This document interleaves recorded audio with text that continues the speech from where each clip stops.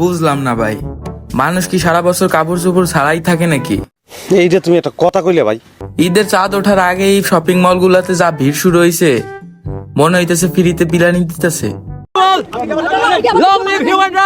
এদের মধ্যে আবার কিছু পাবলিক আছে যারা এই তপ্ত রোদের মধ্যে মার্কেটের জ্যাম ঠেলে মার্কেটে যাবে কিছু কিনতে না ভাই, যায়া সুন্দর করে একটা সেলফি তুলবে, তুলে ফেসবুকে স্ট্যাটাস মারবে শপিং মোড অন।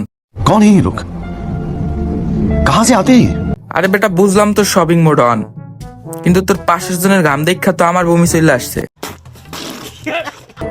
আর আমাদের দেশের দোকানদার গুলার কথা তো ভাই বাতি দিলাম, এরা 500 টাকার একটা গেঞ্জি আপনারে বলবে ভাই original Indian product, A1 quality, মধু মধু মধু রসমালাই রসমালাই রসমালাই মধু, আপনার জন্য ফিক্সড 2500 টাকা।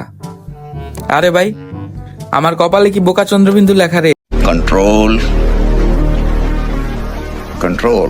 তুই তোর সরাসরি ডাকাতি করতেছিস বেটা, তুই তো দোকান না খুইলা সরাসরি ডাকাতি করলেই পারতি, শুধু শুধু কষ্ট করে দোকান খোলস।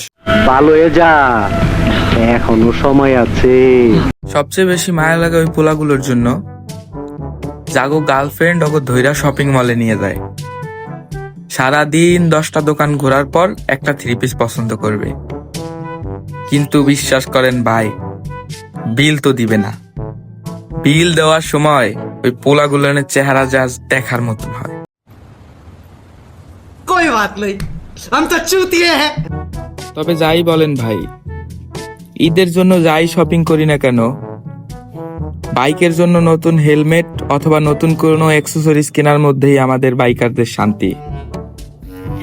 ঈদের নতুন পাঞ্জাবির থেকেও আমাদের বাইকের নতুন লুক আমাদেরকে বেশি শান্তি দেয়। তাই সকল আপুদের উদ্দেশ্যে বলতে চাই, ঘুরতে চাইলে মার্কেটে না, নিজের শখের পুরুষে বাইকে নিতে বলুন। মার্কেটের ভিড়ভাট্টায় ঠেলাঠেলি না করে প্রকৃতির মাঝে একটু ঘুরুন। আর সকল ভাইদের উদ্দেশ্যে বলতে চাই, মার্কেটে গিয়ে পকেট না হারিয়ে বাইকটা নিয়ে ঘুরেন। ভিডিওটা শেয়ার দিয়ে আপনার বাইকের নামটা কমেন্ট করেন।